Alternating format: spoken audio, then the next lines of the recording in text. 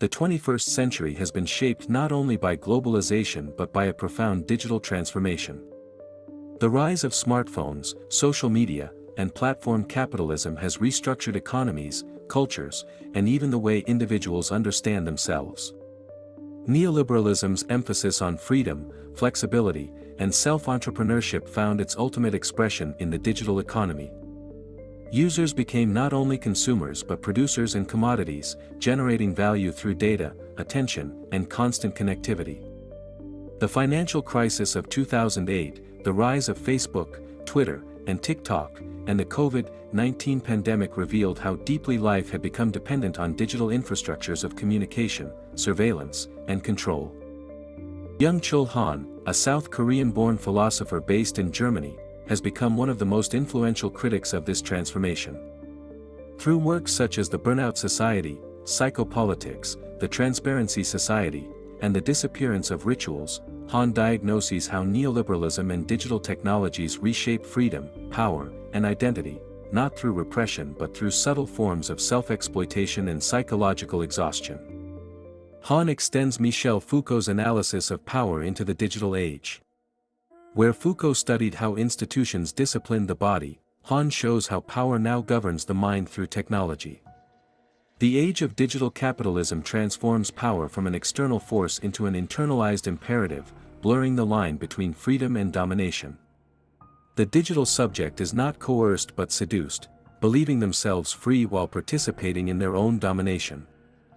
In The Burnout Society, Han draws a clear distinction between two worlds, the industrial age and the neoliberal, digital age. In industrial society, power operated through discipline and prohibition, the subject obeyed external authority, rules, and schedules, the world of Foucault's disciplinary society, where the command was you must. Neoliberalism, however, replaced discipline with self-motivation. The new command became you can. Individuals were told they were free to pursue endless opportunities, work harder, achieve more, and constantly optimize. What appeared liberating instead created a subtler form of control. Freedom itself became the instrument of domination. People now internalize the imperative to achieve. They drive themselves into exhaustion and anxiety, often slipping into depression, not always to prove their worth, but because achievement has become the measure of existence itself. The freelancer who checks emails at midnight, the gig worker chasing one more delivery, or the influencer who constantly produces content exemplify Han's achievement subjects. They are both master and servant to themselves, trapped in a cycle of productivity without rest. Han calls this the pathology of freedom. Individuals collapse not from external oppression but from internal compulsion. The problem of power becomes psychological rather than political. The modern subject is driven by the illusion of autonomy yet governed by the need to perform. In this way, the pursuit of freedom becomes a new form of servitude, a society where exhaustion replaces rebellion but still longs for meaning.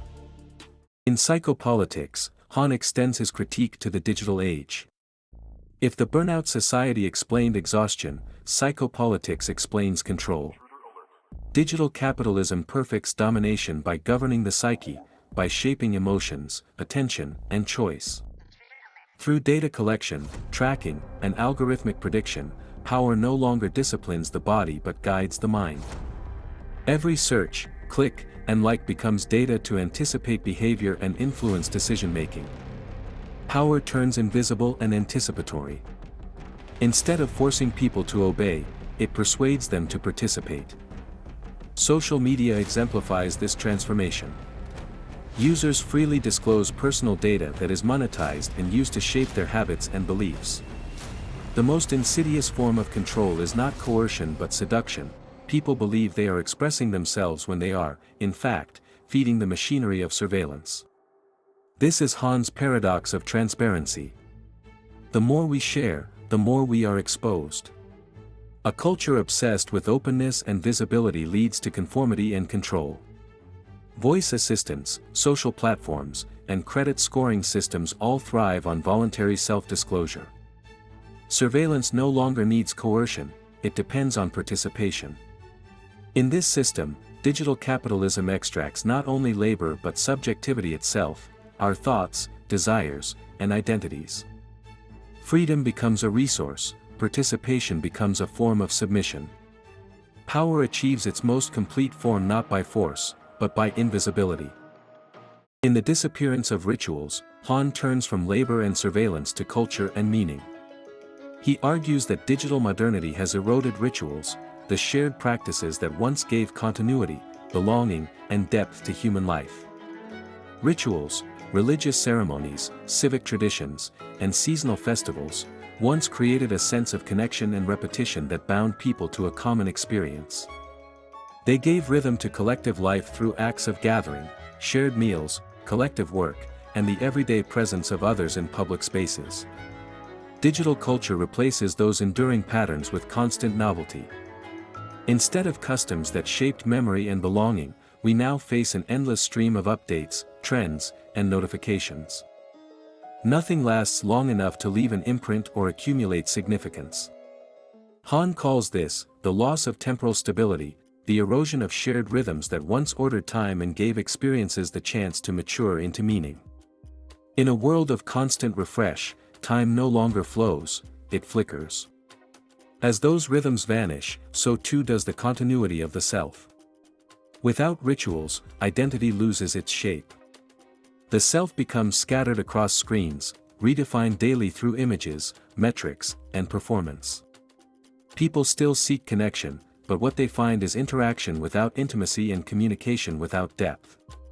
The pandemic made this reality unavoidable. As daily life shifted almost entirely online, rituals of work, learning, and mourning dissolved into digital performance. What once unfolded in living time and physical presence became a stream of fleeting exchanges. Time itself fragmented into moments of contact without continuity, connections that appeared vivid but faded instantly. For Hahn, the disappearance of rituals is not just the loss of tradition, it represents the breakdown of the shared meanings that once held communities together.